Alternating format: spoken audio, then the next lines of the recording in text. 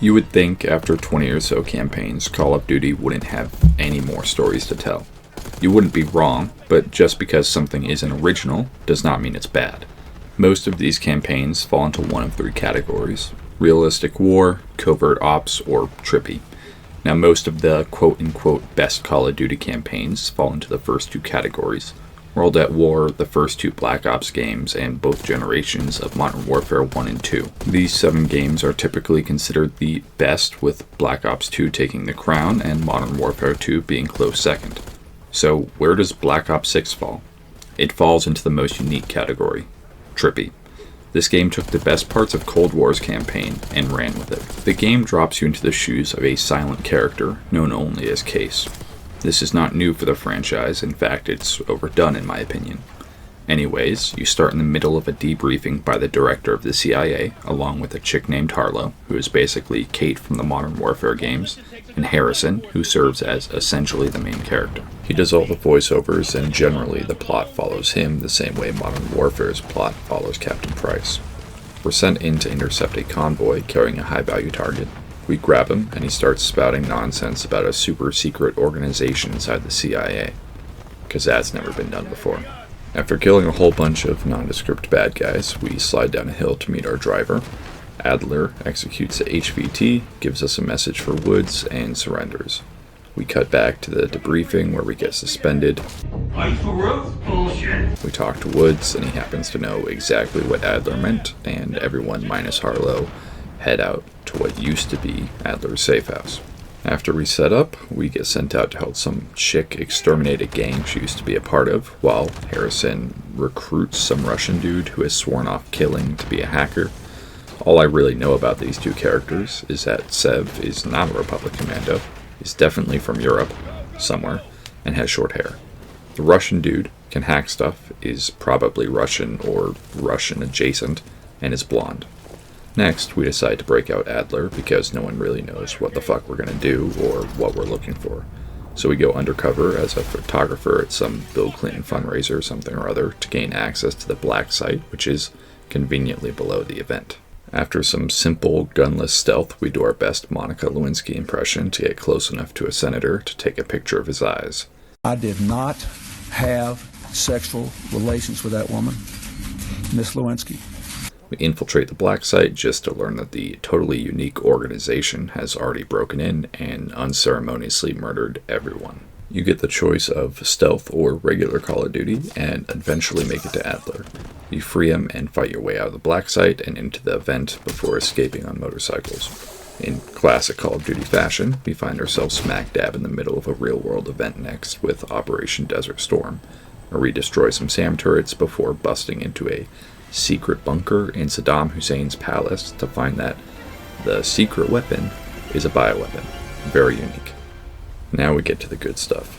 This is the mission where the game goes from typical colonizer activity to Bioshock. We infiltrate the lab in Kentucky and, shock of shocks, take a tumble down elevator shaft that leaves our gas mask busted. We inhale a bunch of fear toxin and investigate the lab. The lab has zombies. Not really sure why or what the story implications are, but either way, we are tripping hardcore. We have to secure 4 keys from 4 different sectors. The first one is pretty simple. We get a grappling hook and just have to kill an abomination. For being on normal difficulty, I gotta say this wasn't as easy as I would have expected it to be, but it wasn't hard if you used a grappling hook to run away. In the next section, we have to find 4 files to place into a folder. Every time we grab a file, it spawns a bunch of Weeping Angel mannequins. I love this. I think Weeping Angels are great and truly terrifying, but the mannequins should have been faster. Anyways, we summon the boss and just chase him around until we grapple him 4 times and he turns into a mangler, kill him, and move on. Next up, we find a mimic who poses as different objects around the room. You just have to deal damage until he hides, add clear, and then go shoot whatever object is vibrating. Kill him, and move on. The last room involves a tiny puzzle to drain the water, and then an actually somewhat difficult fight with a mangler. There's a lot of grapple points, but the space is small and littered with obstacles.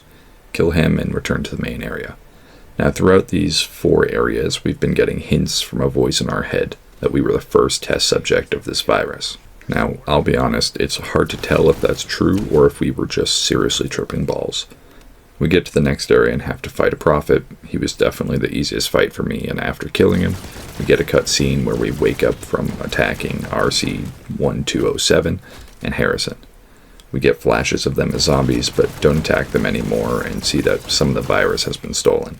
In what has to be the most original idea this game has had yet, we rob a casino. As Marshall, we walk over to a poker table. Switching to Case, we murder some dudes and hack the security cameras before letting ourselves get caught. We switch back to Harrison to win the poker game and cause a machine to malfunction. As Russian Man, we play technician to go reprogram a card that is then passed to Sev. As Sev, we kill some dudes and grab weapons from a vault. We then blow open the vault and casually murder a bunch of people. Switch back to Case, escape our intentional captivity, murder some more dudes, steal the file, and then murder some more dudes on our way out. All in all, Star Wars Outlaws should take some fucking notes, because this was way better than that shitty excuse for a heist. We once again go do some classic Call of Duty stuff in Kuwait, leading to the eventual capture of the scientist of the virus. He tells us the virus is at Vorkuta, and we get stopped from committing a war crime. We head to Vorkuta and have a pretty fun open area stealth mission as 07. It's a simple eliminate 3 objectives sort of mission, but fun nonetheless. We plug into the cameras to look for the virus, and plot twist, Harlow is a bad guy. Anyways, we switch back to Case and then storm the prison in a Blackhawk. We enter the prison to search for Harlow and eventually find her. She villain monologues long enough for Adler and those other people to rescue us. We take her back to her safe house and move on to the best mission yet. We play as Jane, which is the good version of Harlow, which is stuck inside of her mind. We start by seeing some trauma happen, and Harlow shatters her mirror. We have to go find 3 pieces to fix it and get the information that we need. First, as Jane, we solve some simple puzzles, and then watch as we get our mom killed. Next, we get the horror area, and man, let me tell you, I was on fucking edge. It's so quiet that every little shuffling noise scares the shit out of you.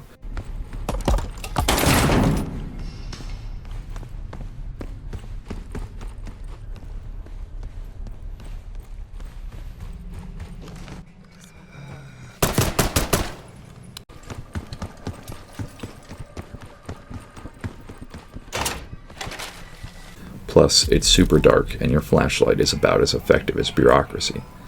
After getting jump scared by either a mannequin or zombie versions of Jane, we manage to get to the second shard.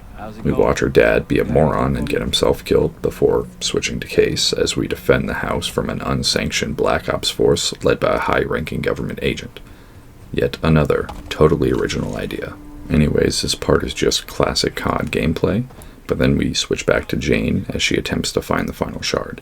We enter our office and get jumped by Harlow before we have to run, jump, grapple, and shoot our way to the office within a time limit. A very original idea indeed.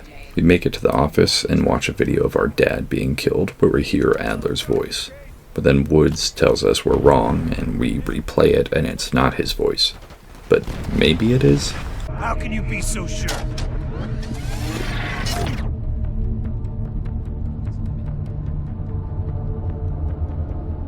I know it was.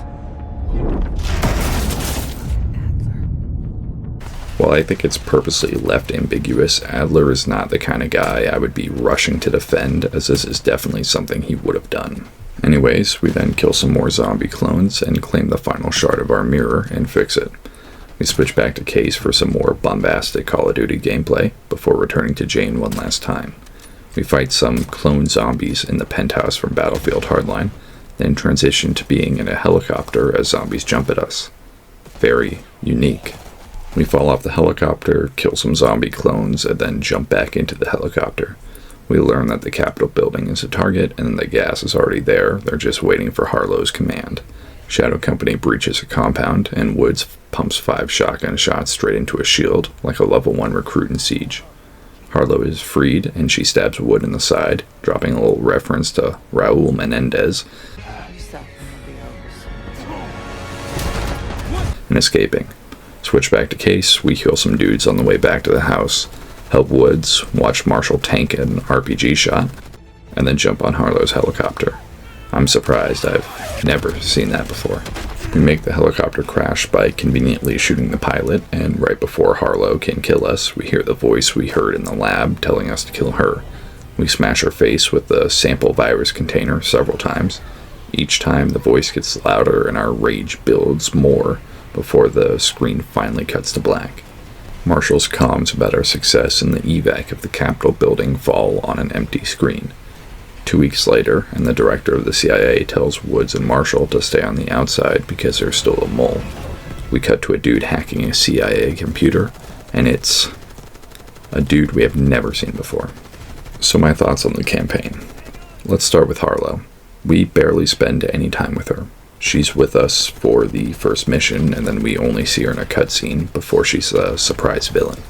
I found this strange because the whole mission in her head is actually fun and interesting. It was almost unexpected when she stayed evil after working through her demons. While I understand why she was betraying the CIA, she never felt fleshed out, and her relationship with Marshall was shallow despite the characters claiming otherwise.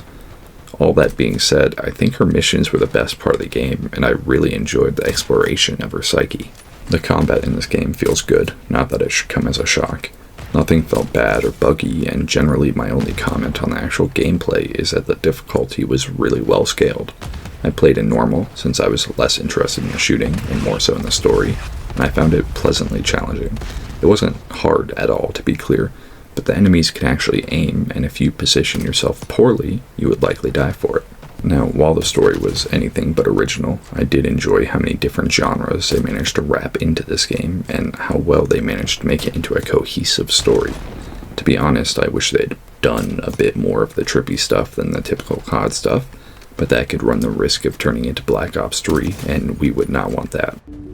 Train go boom. I have a few complaints about the campaign, mainly that the virus wasn't really explained at all. It's implied that it was a sort of super soldier serum that, after used on Case, was turned into a biological weapon that creates zombies, but the entire mission where we learn this is treated as a half-truth.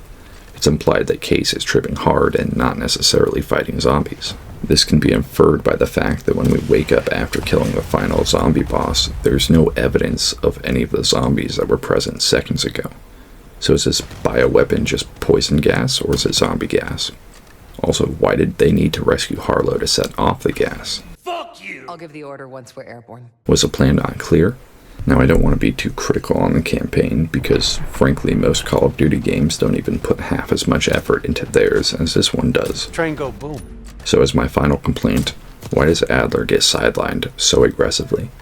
After we rescue him, he just lets Marshall lead the group, and I don't really like that. I have no problem with Marshall, I just think Adler is more fun and would have liked to see more of him. Now then, zombies. Interestingly, Zombies had quite a bit of controversy leading up to its release, with many people disliking one of the maps for being too casual or too similar to Cold War. My stance is quite simple. This is one of, I believe, 3 Call of Duties to release with more than one map, and that should, in my opinion, make people happy rather than annoyed. Now, I've played both maps and done the Easter egg on one of them, and seeing as I enjoyed Cold War Zombies, I enjoyed this iteration as well. I think both maps are well designed, and I enjoyed the starkly different themes. The guns, however, are generally underwhelming. From my experience, there's basically only 3 guns that are amazing, and all 3 of them just shoot some sort of explosive. This just makes every other gun seem bad by comparison. If not for the damage, then certainly for the lack of ammo efficiency. The actual difficulty is not very high, especially if you're familiar with the older renditions. There's really not much more to say. The Zombies experience is certainly better than MWZ, if only for the fact that you're not timed, and generally I would say that outside of not being able to start on later rounds, it is the logical next step for Zombies. That being said, I would like to see the return of staffs or bows. This will be the shortest section because, to be honest, I just don't mesh with Call of Duty multiplayer anymore. I prefer either fast movement and slow time to kill, or the opposite.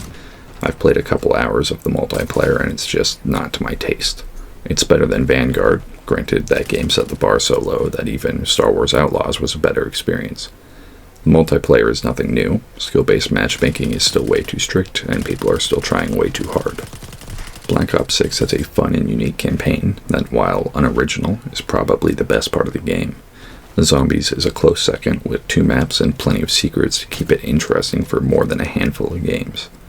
Multiplayer is the same as it has been, if slightly faster paced, and for some that may be their cup of tea, but it is not mine. Considering this was free on day 1 with Game Pass, I have to give it an easy 7.5 out of 10. Train go boom.